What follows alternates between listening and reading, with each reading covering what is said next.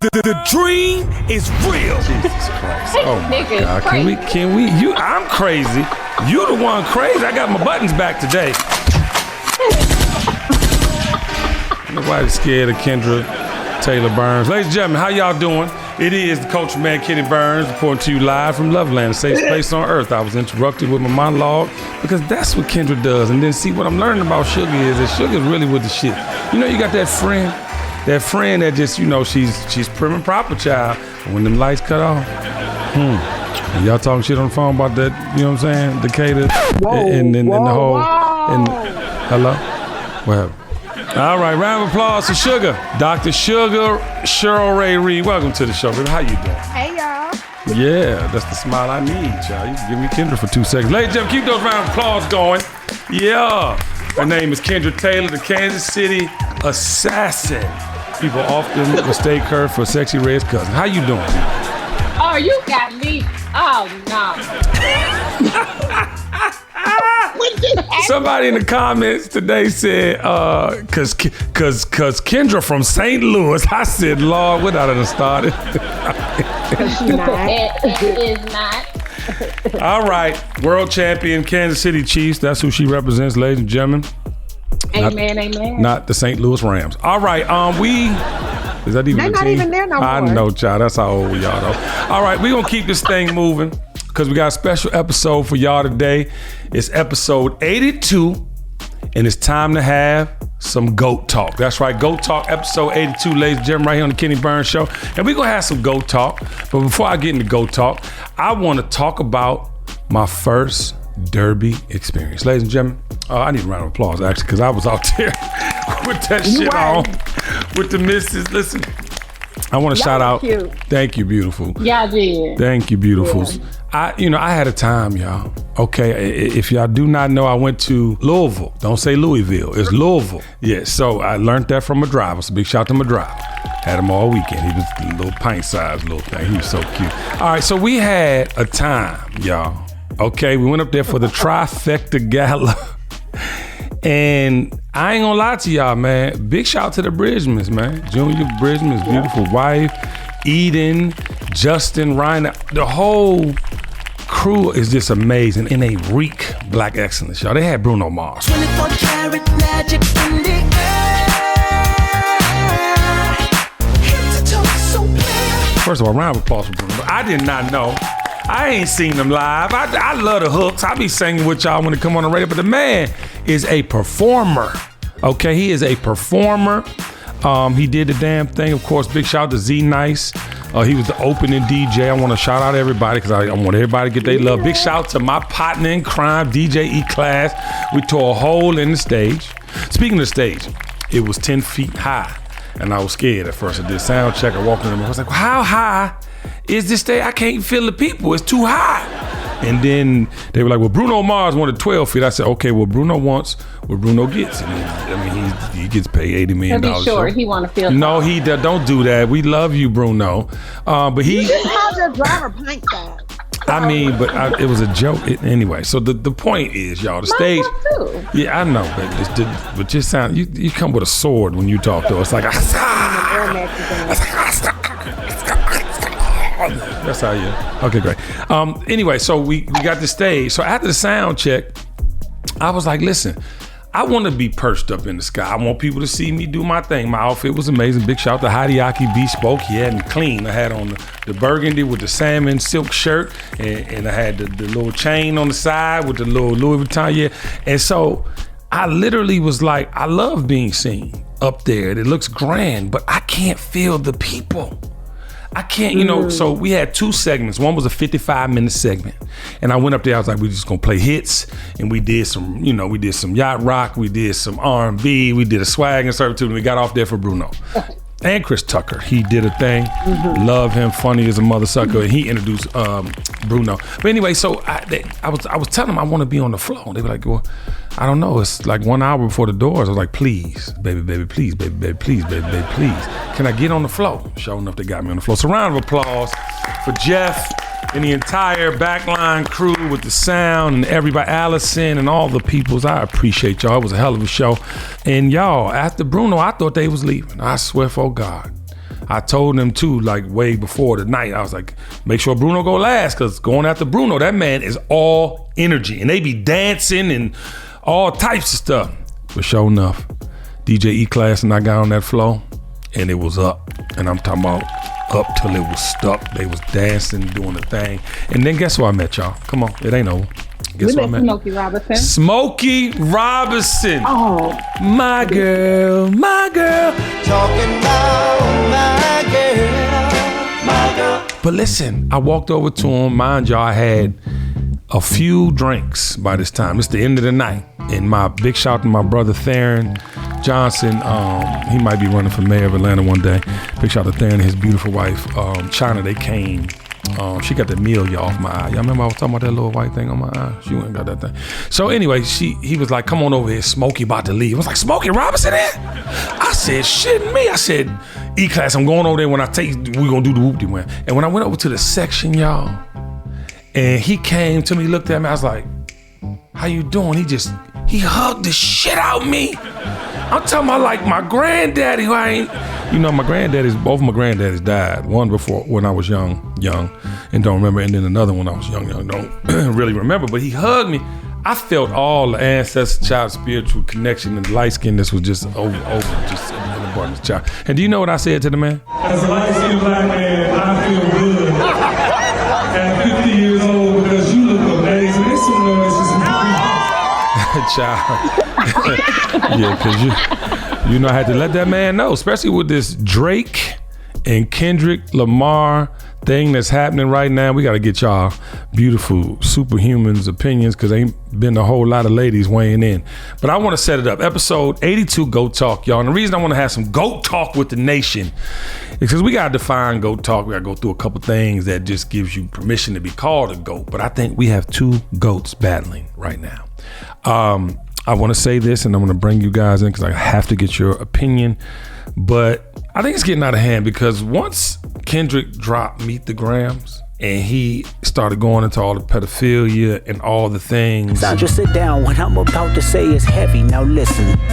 Your son's a sick man with sick thoughts. I think niggas like him should die. Him and Weinstein should get fucked up in a cell for the rest of their life. He hates black women, hypersexualize them with kinks of a nympho fetish. Grew facial hair because he understood being the beard just fit him better. Then Drake came back, The Heart Part 6. Speaking of anything with a child, let's get to that now. This Epstein angle was the shit I expected. TikTok videos you collected and dissected. Instead of being on some disdirect shit, you rather fucking grab your pen and misdirect shit. And I really think that he addressed everything so that it wouldn't just, you can't say I'm a pedophile and not address it. You can't say certain things. And I think that he addressed it and shot a little, it was like, how low can you go? Like they were just, how low can you go? How low can you go? How low? It's the shoulders for me. But I'm just and I'm thinking, y'all, because we're gonna get into a lot of topics about this. But I want to know your opinion on it, because Meet the Grams and then The Heart Part 6, I think they got real personal. What do y'all think?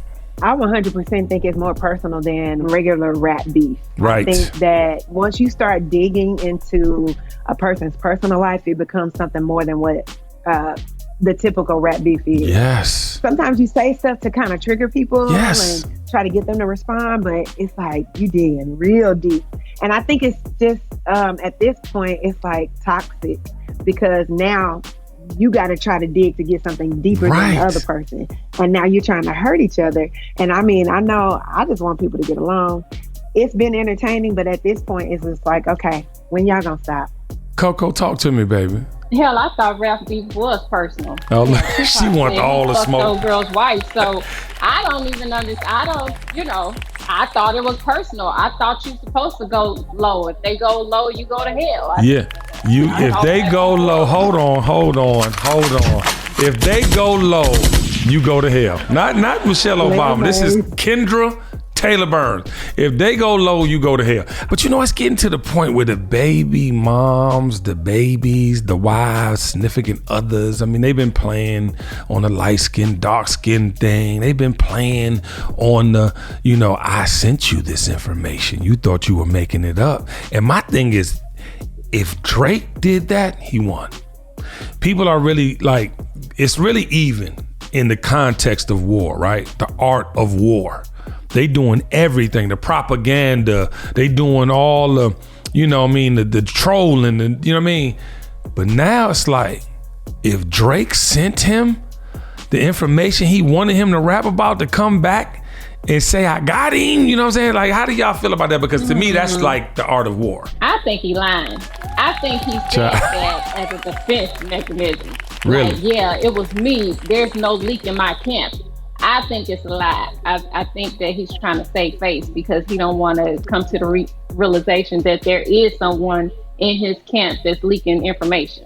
But the thing about it is, the 11-year-old child, we would have known. It is way too much money involved and way too much media for us not to know he got an 11-year-old child. That's so far gone ago. I mean, yeah, people have secret kids all the time. No, but baby, he had a baby with a soft porn star. So why would he keep it? No, I'm just saying. So why would he promote that and not promote his 11-year-old child? He didn't promote that one until Pusha T told it.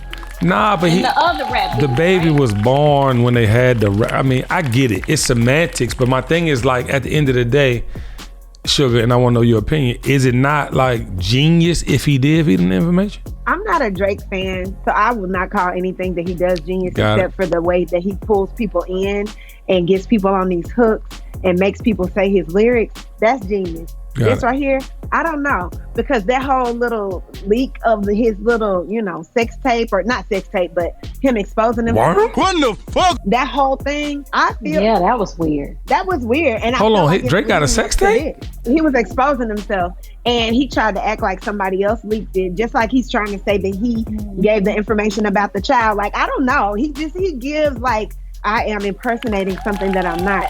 I read something the other day that said all we keep getting is another iteration of who Aubrey Graham is portraying. So we don't know who he really is.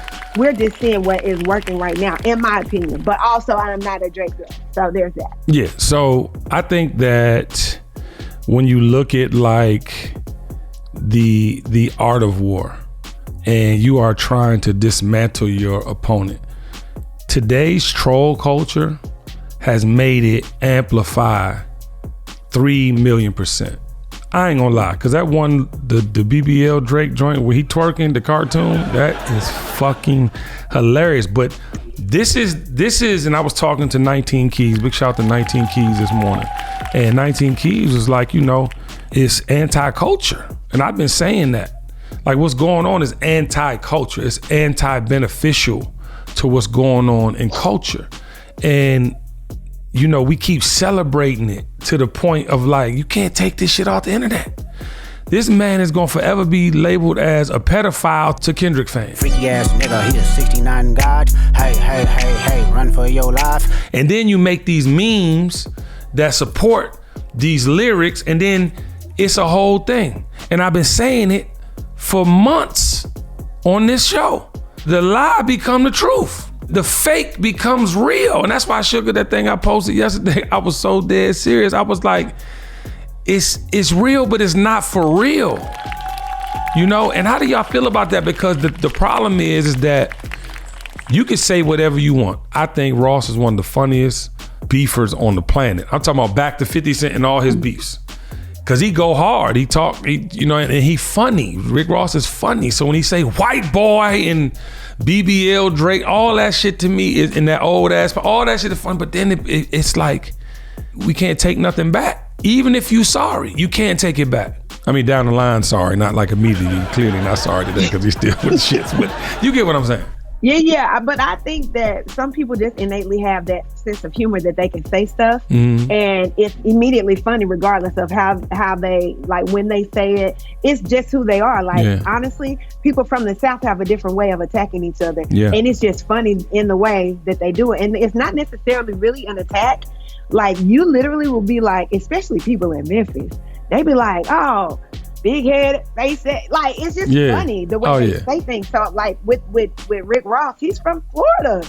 Like, he with just the got that kind of innately. So then when people, i.e. Drake from Canada, tries to impersonate. You said that shit. Like so that, you said that shit with the disgust of all light skinned niggas. But I'm sorry, go ahead. But I mean, I am not a colorist by any stretch. But if you have to force your blackness, it ain't real. Yeah. I just don't feel like it's I don't feel like it's something that's really from his core. I think he tries to put on like, baby, it's okay. You got a Jewish white mama. It's okay. Just do that. Right. It's fine.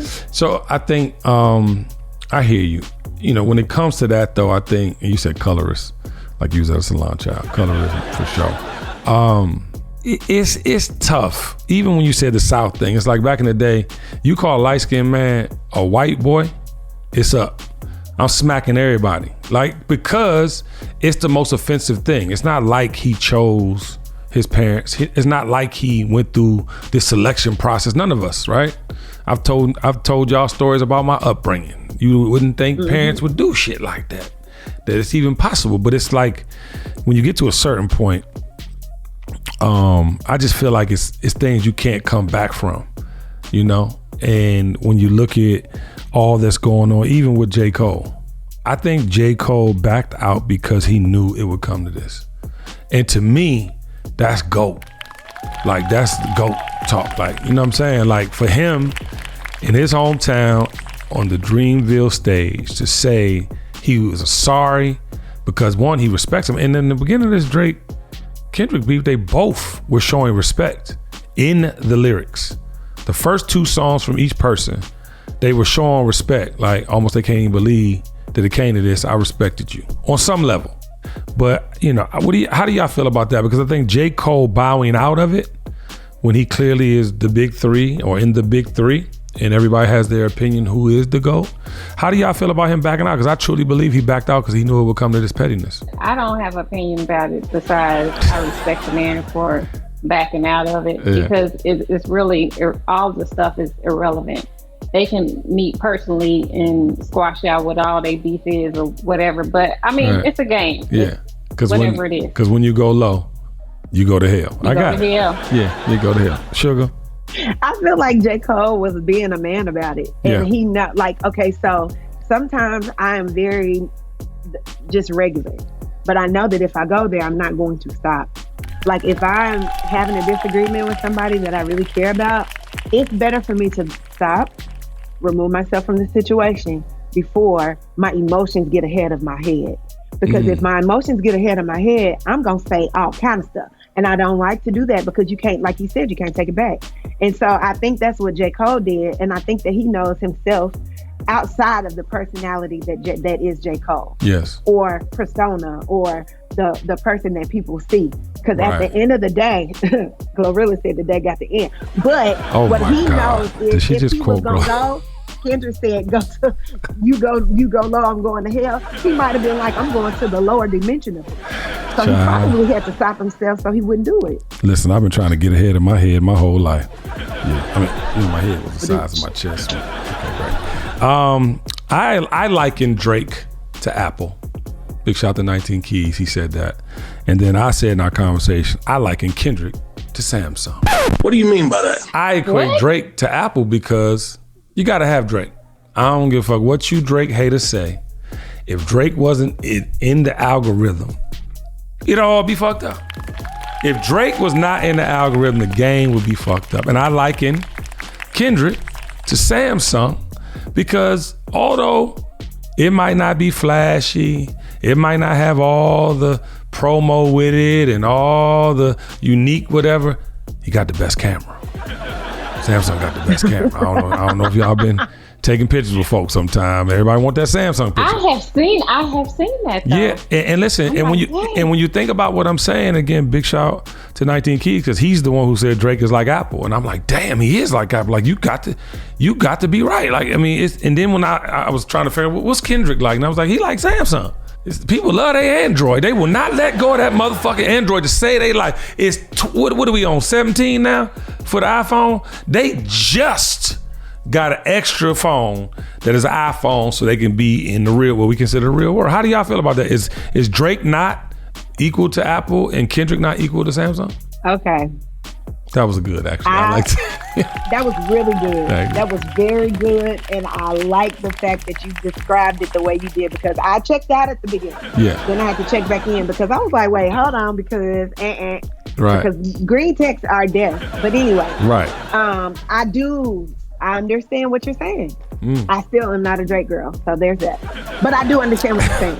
Let me bust a shot for Kendra and Sugar's motherfucking disdain for light skinned Negroes. I'm sorry. He just seemed like a little whack dude that got I agree. access to money and access to women. I'm good on that. But he wouldn't have got none of that without his talent. And more importantly, if don't no man want to be like you and no woman gotta have you, that must make you a GOAT if you on top of the game that you in, or the best player in the sport you play. I don't see how people don't see that. And by the way, I see it, but I'm not but a fan. even back to Kendrick, I'm just saying, let's like law of competition, art of war. Even when Kendrick specifically went with the Jewish thing, like white thing, his wife is half. You know what I'm saying? It's like the same thing you despise, you celebrate and want. So I'm just like, where do you fit in, right? Like it's never enough. You can't be too black because you're light skinned. If you're too black, they gonna run goddamn talk about you now. But then when you got an advantage, when you get in the door, you know what I'm saying? Because of the other half of you, oh, you're selling out. You're placating to that side. Well, what the fuck are they supposed to do? I just need to know. What more do you want from me? I think they need to just end it like Chris Brown ended the Amigo and just let's go. Cool. How do you end the Migo, man? He slaughtered him. Quavo talking like he a thug, nigga, you a bitch with dread. Can't wait to see the day that you back up all of that shit you said. He came back and rapped on the track and slaughtered dudes, and it was over. Yeah. There's no need for him to respond. Chris came out and ended the whole beat. I needed to end. Got it. 1 in 8. That's how many people have worked at McDonald's, and where some have continued their career. Where graduates of McDonald's Career Online High School program are now role models leading the next generation. Where aunties, uncles, cousins, and communities learn skills they can use in every aspect of life. Hi, welcome to McDonald's. 1 in 8 have worked at McDonald's, and where you start stays with you. Ladies and gentlemen, it's the culture man, Kenny Burns. You know I'm talking about the dream is motherfucking real. I'm talking fast. I gotta get all these points out in 30 seconds. You have to do me a favor. You have to go to your favorite platform where you listen to the Kenny Burns Show, aka TKBS, and I need you to download the episodes. We cannot be number 1 if you don't download. Number 2, I need you to write a comment. I don't know why the hell I have a 4.8 on Spotify and I have 5 stars on Apple. Let's make it even. I love you in real life. Stay tuned. We have more TKBS on the way. Peace. The dream is real. TKBS Nation, you can't claim the no good flavor if you aren't claiming the McCrispy as your go-to chicken sandwich. 2 buttered buns stacked with pickles and crispy, juicy, tender chicken. You know I'm a pickle person, and on my delicious and juicy McCrispy between those buttered buns, my pickle game is strong. You smell it? It's calling me now. I don't think I've ever made it home from the drive-thru without taking a bite of that fresh McCrispy. I like it hot. And ladies and gentlemen, if you see me eating my McCrispy and I have crispy remnants of chicken in my beard, keep it moving. My only goal is to finish my juicy, tender McCrispy, my fries, and my chocolate shake. I guess the word is out. Get yours today. Calling all superheroes. That's right. Coca-Cola and Marvel are teaming up to release limited edition Coca-Cola products featuring your favorite Marvel characters. Collect them all to assemble your own Marvel universe, and be sure to scan your Coca-Cola for a chance to win super-powered prizes and unlock powerful AR experiences. But act fast, fans. These collectibles won't last long. No purchase necessary. Open to legal residents of the U.S. and D.C. who are 13 and up. Ends on June 30th, 2024. Visit coke.com/Marvel24 for official rules. All right, so I said these comments, I think a couple weeks ago, right, Tiff? I said that J. Cole, Kendrick, and Drake were the last GOATs of hip hop and or rap. I think I said that on here. I definitely said it somewhere recently. And I say that because it's all about money and capitalism now. So you won't have GOATs going forward. You won't have skilled artists rapping in the scheme of original hip hop rap. And I think that it's wild because now the money being obtained for said services or for said talent is death, destruction, over-sexualized, or using sex as a weapon, misogyny can go with that. How do y'all think we're gonna fare knowing it's only about money and having versus a real true art form or passion to win? It seemed like we've been there for a while. If you have access to money and the connections, you are put in places regardless of your talent. So unfortunately, like you said, they might be the last three that align with the original hip hop. But I think we have been in that spin cycle for a while where these artists really don't have talent, but they got access to capital. They have access to the right people, and their music is being projected to us. Like that's it. Yes. Coco, what was you about to say, babe? No, I was telling Sugar she can have that comment. Okay, cool. I think you're right. I want to say this. I was in the comments. I posted yesterday about Sexy Red, and I was just like, it's real, but it's not real, right? And it goes to the idea or notion that money and capitalism are running things. It's like, yeah, y'all making money, but what? Like you're crashing and burning. You're not only just crashing and burning, you're spending all your money. There's no wealth management, there's no opportunity. And even to the comment I made about what's she wearing now that she even making some money. It's like you just even more trashier. You just want to be more ratchet. You know what I'm saying? And you got some money. When you look at, even Glorilla. Yeah, Glow. Stomp a little pussy hoe with some shell toes. Yeah, Glow. I mean, you gotta respect that. She got somebody behind her trying to advance her appearance, trying to advance the way she's showing up in public. I can't really get with all the lyrics and shit, but I could accept Glow now. Cause Glow is trying to create her own lane, become her own thing. Lotto, I can respect Lotto. I can respect Lotto becoming a class act in the midst of no class. Ooh, hello? But I'm looking at the game like, damn, like where are we gonna be? You know what I mean? Cause I just don't think y'all see and I said it to the executives. Ain't no second chances. You come, bring somebody to the table that is rapping and really with the shit, he go kill somebody, your career over because you're known and attached to that. We not even thinking about the fallout. We're not thinking about what's gonna happen to us in the event of. It's money and capitalism. How can I make some money? How can I make some money? It's not even about putting these kids in positions to win. We know they don't have no motherfucking education. We know they don't have no big homies. And we applauding you. We saying go on and be a crash dummy, go on and kill yourself, go on and drink, smoke, exude death. And my thing is like, it's evident. Sugar, we talk about your kids, your students all the time. Kendra, when you was in school, I'm talking to your actual students about it. It's like they have no goals. They have no goals. Their goals are to emulate something they seeing on Instagram and TikTok. Their goals are I can be dysfunctional and win. That's their goals. And the people was in the comments, I'm back to my statement. So I'm in the comments and I'm like, I posted the Sexy Red joint. And the person, big shout out to my man Lyric, he actually had made a thing. It's like Sexy Red is fire, we just getting older. But it was like a blanket statement, so of course I had to get him because he's one of my youngest. And so I kind of let him have it. Then this other guy, I don't know his name, he came into the conversation in the comments and was like, yeah, but y'all had NWA, y'all had Biggie, y'all had Lil' Kim. I said it was nuanced. And it was nuanced because it was balance. For every motherfucking song Biggie had a One More Chance. Or Big Papa or Juicy. He didn't just do one thing. It wasn't monolithic. When you look at anything that was singular, like a Luke, like a Too Short, like a Kaya, like a Lil' Kim, you can't even put Lil' Kim all the way in it because Lil' Kim came out rapping her face off and then got into high fashion immediately. Not, I'm just wearing panties for sake of wearing panties. I'm in a Versace campaign. So you can't compare those two. And that's the thing about Culture too. He on an OG page who he follows, who's saying, and mind you, I don't really get into descriptive anything in the comments unless I got time. And I had time because I wanted you to see the point, right? Because I think we get so caught in, I'm just gonna reply. And of course, this guy replied again, and that was the last back and forth we'll have because it's like, no, you should really listen. I'm looking at this picture on his icon. You have to be in your late 20s, early 30s. You cannot talk to me about the era. I was there. I lived it. I was in the music business. I was with the artists. I was doing all the things. And that's the thing about history too. And that's why we need this GOAT talk, because you're putting people on these pedestals that aren't worthy. You're putting people on these pedestals that don't even know history. If you're saying that, and I always say on this show too, I accept our part in the bullshit. We were a part of the bullshit because we were just getting money for the first time.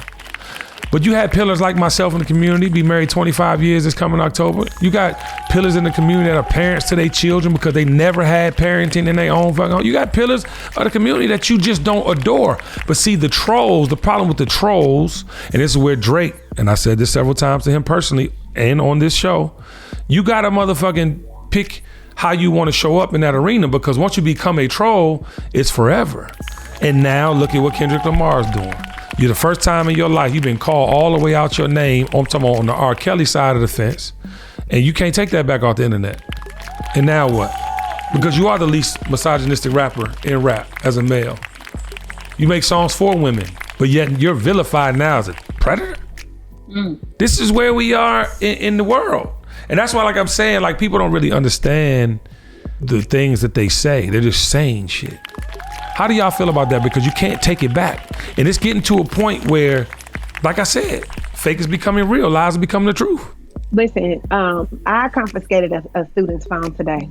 And when I confiscated it, because you're not supposed to have it, it's not supposed to be on, it's supposed to be locked up in your pouch. You don't have it in your pouch, give it to me. I'm gonna call your parents because this is a second, third, second offense. 10th time.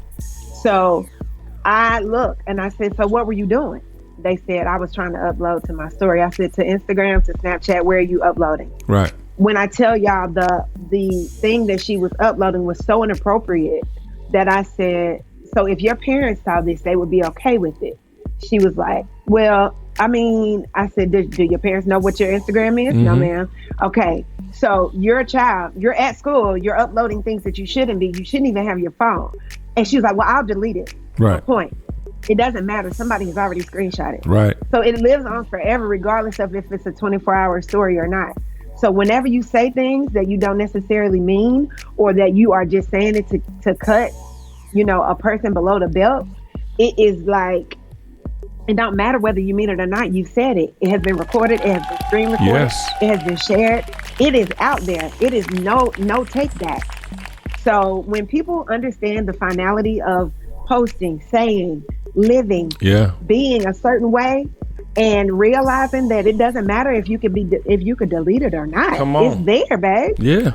It's there. Yeah. So this was in my room crying. I said, ain't no need to cry now. Yeah. You already posted several things that if your daddy saw it, you in trouble. You would not be okay. And you in 7th grade, right? I got your phone now. Now I'm getting ready to screen record it all and show it to your daddy.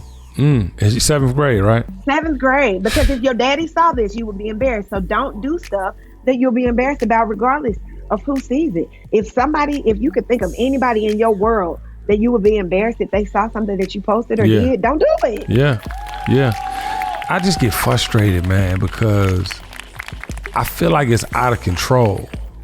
We talk about, we see these movies. We talk about it too here. Like you see these movies, the robots take over. You see how the computer and the mainframe, it's even things that are happening now, like outages, people attacking grids. You know what I mean? Like, and this is all like out of your control. And even as a Tesla owner, it's like if there's no electricity, we have a piece of metal in our driveway. And we're continuously buying into this stuff, right? Because yes, in theory, you save money on gas. In theory, you don't got to get your brakes fixed every 4 years. That's a little 5. I'm on my 5th year. I haven't changed my brakes. I took my thing to get brakes the other day. They said I ain't need brakes. It was when something builds up onto something, and I'm like, wow, this is really saving me some money. But to Jessica's point, we got to have gas vehicles. If the grid goes down, what you doing? This is what I come back when people say something like that about the gas vehicles. But if something happens, you still ain't getting no damn gas because the gas station don't run. So it don't matter if you have a gas vehicle unless you got That's the a gas fact. back up in the garage. garage or something. That's now, facts. what they need to do is come out with some solar panels to put on our car so it can charge while we're driving. Nah. Then, then we all the way lit. about it. Then we all, come on, baby. Look at you little fucking scientist. I love your fucking face. Yeah. No, but you're right, though. But so, it's just getting back to like, trying, and I want to call this GOAT talk. Actually, Tiffany made up the name, but I think it's necessary that we start putting the right people in these positions of power. I think it's are we even gonna have GOATs anymore? I mean, name one politician you could even favor since Obama, and we really favored him because he was black. Like who are we championing? Like I told you, I asked my sons, who's y'all Martin Luther King? Who's y'all Farrakhan? Who leading anything? So what GOATs we got? What energy we have that's so excellent? Because we don't celebrate excellence. That's my whole thing about Sexy Red. We celebrate mediocrity. We celebrate train wrecks. We celebrate the worst of our culture. The worst. We don't celebrate the best. Again, we talked about it in the last episode when it comes to religion. We don't go to them pastors and propel the ones that's doing the work and doing God's work and all. We don't propel them. We talk about the scammer from Brooklyn. Mm-hmm. You know what I'm saying? We don't propel. I mean, even leadership roles. You got heads of cities, heads of state that are trolls. They do things for views and likes. That's who we are as a world. It's sad. Talk to me, y'all, because I'm getting discouraged because it's really looking fake. The world is looking fake. I definitely want to hone in on what you're speaking about in regards to reality versus fake and what the perception is in our culture today. Because everything we see today, it doesn't necessarily mean it's legit, like it's real. You have AI that everybody on Facebook is uploading their pictures, getting these AI pictures, and bitch, that don't look like you. I don't know who the hell that is, but I get it. You want to look good, you want to buy it. Violence, child. I'm just saying. And then they have applications. Y'all thought them filters was gonna work out for you, huh? You thought them filters? No, seriously, y'all. Listen, women thought that was a way to tuck and clean up, and it's not. But listen, I saw a lady in the airport yesterday. I couldn't believe how much surgery she had. She had to be 70-something years old.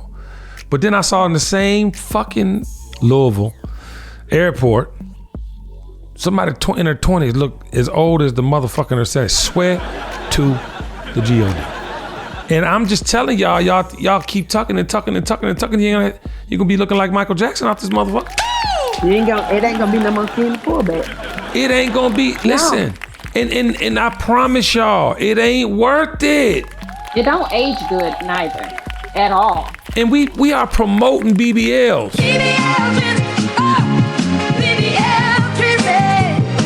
BBLs are standard. Now mind y'all, boobs, I ain't gonna even hold you. Sometimes, it's just look at some of the, what I'm saying? But then like to reshape your body on the sides, taking things and silicone and fat transfer and all. These are the things that's gonna make you whole. Back in the day, if you ain't had no ass, you ain't had no ass. You just ain't had no ass. Right. Normally God gave some titties. You know what I'm saying? If you had no one ass. or another, and then there was a few that had both. Facts though. It is a fact. What we doing, y'all?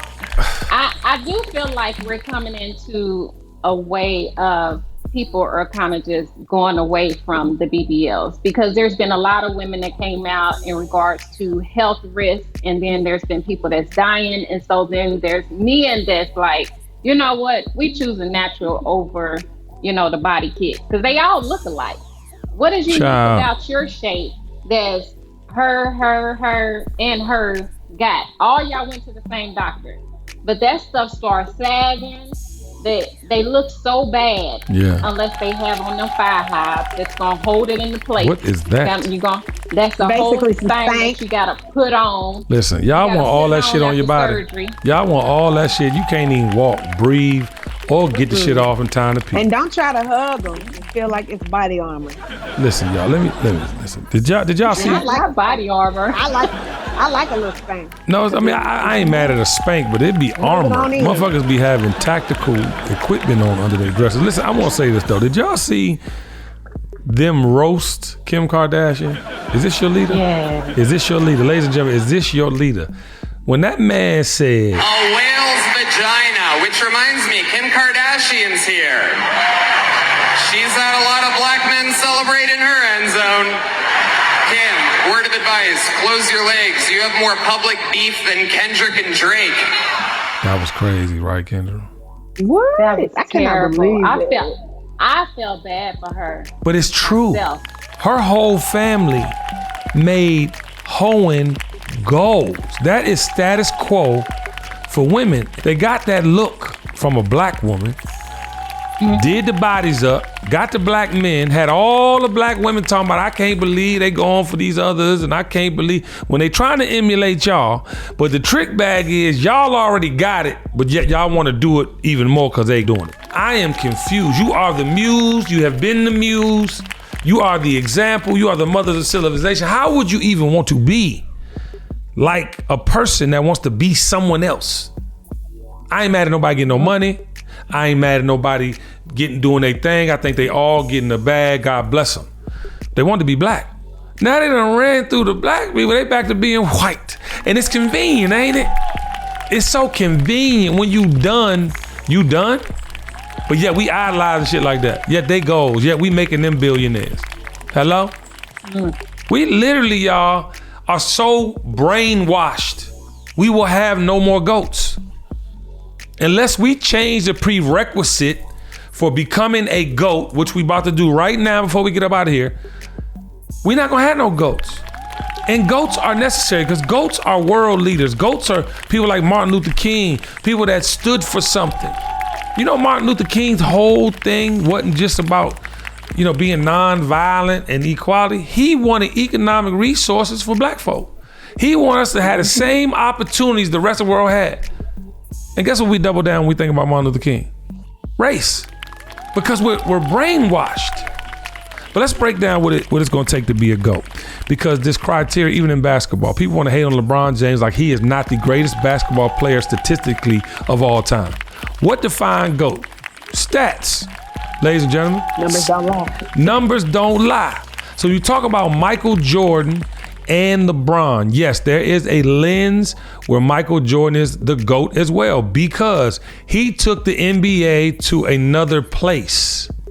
He took the business opportunities outside of the court and with that bouncing ball and became a billionaire. But LeBron will surpass Michael Jordan in business, ladies and gentlemen. He has surpassed him in accolades. The only thing he doesn't have more than him is actual championships. And he's a couple away. And I think he's smart enough to go to a team still averaging damn near 30 points a game in the NBA and win 2 more championships. I'm saying it right here, right now. Y'all can hate if you want, but that's statistics to Kendrick and Drake. The statistics say that Drake has sold more records. The statistics say that he has more #1 hits. In the art of music, the game of music, what defines you as a GOAT? Exactly. I know y'all don't like Drake, but your silence tells it all. No, I don't have a problem with No. Drake at all. I'm not all into rap like that. So I don't. Right, we know you love Chris Brown or Is Death. he a rapper? But anyway, I feel like I hear you. And just like I said on a previous show, I don't like chocolate, but I can attest when it's something of quality. Yeah. I don't like Drake, but the numbers don't lie. It's his I'm not going eyebrows, to get huh? in a whole barbershop debate about who's the best of all times because I don't listen to Drake like that. So I'm not going to ever vote for him. But I understand and hear what you're saying, and it does make sense, and it checks out. But this is the thing. I think we need to all just stop putting people on pedestals. Amen. Put yourself on a pedestal and measure up to what you're supposed to do and be your own GOAT. No, I love that. Be your own GOAT. But I do believe this too, and I'll say this, and I don't care, to be honest. We have to prioritize for our mental health what we are good at and what we're not good at. And part of that is trustworthy leadership. Because when you think you can go on and be something and do something you cannot do, it takes you further back than staying the course with what you are capable to do. And I'm saying it because we, to your point, Sugar, it's like, our personal homes, starting with our temples, let's put in it what we know we need to get out of it. When we talking about our homes, let's build this. I did a post yesterday when I was talking about document your life. See your life in front of your eyes every day so you can remind yourself about the journey. But then when you leave out that house, it's some prerequisites you need to know about yourself. It's some things you need to know that you good at and not good at. And then seek knowledge, seek information from those who actually have it. Not the algorithm, not the things that aren't truth seeking. And that's all I'm saying. That's why I like what I want people to, we in a mean, I don't know if y'all just saw the man got a 10th contempt of court. Second warning of jail time. He don't give a fuck. He don't give a fuck. And guess what? They don't give a fuck. Whoever this man is aligned with is the devil himself. Hey, okay. Listen, you. Listen, this goat talk is real. It's a goat talking to you, but hey, motherfucker, I'm trying to tell you. You sitting up here in front of your face. You so worried about the cartoon Drake BBL video. You not looking at what's going on. That man had contempt of court. He's saying fuck the police. He's saying fuck the police. And I'm a fund the police. He's getting better at the game every time they give him a pass. Yeah, that part. It's like he's getting closer to the other end of the board. Getting close to the matrix. And these people that he's ostracized and damn to hell is supporting them. So I just, that's a whole nother episode, child. But I want to get up out of here with a little round table send off. Coco, we want people to be whole, and that's the goal here on the Kenny Burns Show. And I think y'all's perspective today in this rap beef was paramount because we were hearing a lot of men's talking about what they thinking about the beef, and I appreciate that. But as we get up out of here, define a GOAT. Because I think it's important for people to have things to identify with. And that's what I think should be, comparable to your GOAT. Somebody you can identify with. I don't know what just happened to your face. Looked like it drooped on one side. You okay? Listen, I don't look at people as my GOAT. Oh, okay. I look into myself, as Sugar said earlier. Got it. How do I want to be better? Is there people in my family that I see something in them, a light in them that I can help bring out? Those kind of qualities. Because just because you said I can bust a rap and you write my raps for me doesn't mean that I should be a rapper. Everything is not for everybody. Got it. So find your specialty, find your gift, and be that. And stop looking to other people. Yeah, I can be inspired by a lot of folks, but just take that inspiration and bring it into my own, or bring it into your own, and be who you are supposed to be. And maybe you'll become a GOAT. Good job. You just go, hello, Sugar. So, this is my thing. I don't want to prescribe to one person being a GOAT. I like to take things from different people and make my own little GOAT recipe, and then use, I know this is about to sound a little contradictory, right? But I like to use the Kris Jenner effect, pull from other people and capitalize on it. Because if you can steal somebody else's stuff and make it yours and capitalize off of it, you are eliminating a lot of the grunt work, and you're just doing what works for you. She's a businesswoman. I respect that. I don't respect the content of some of the business, but she has done, literally made a blueprint of how to take somebody else's stuff and capitalize off of it and do very well. So if you can do that with integrity, because there's a way to do it with integrity, I think that you start to build out what GOAT is, and you don't have to look to anybody to say you're the GOAT. You have to look within, like Kendra said, and like I said earlier, and like you said, KB, you have to look within and see what it is that you bring to the table and find out what somebody else is bringing to the table and capitalize off of those things, because it's going to work out whether, if you put the work in. I'm going to say that. It'll work out if you put the work in.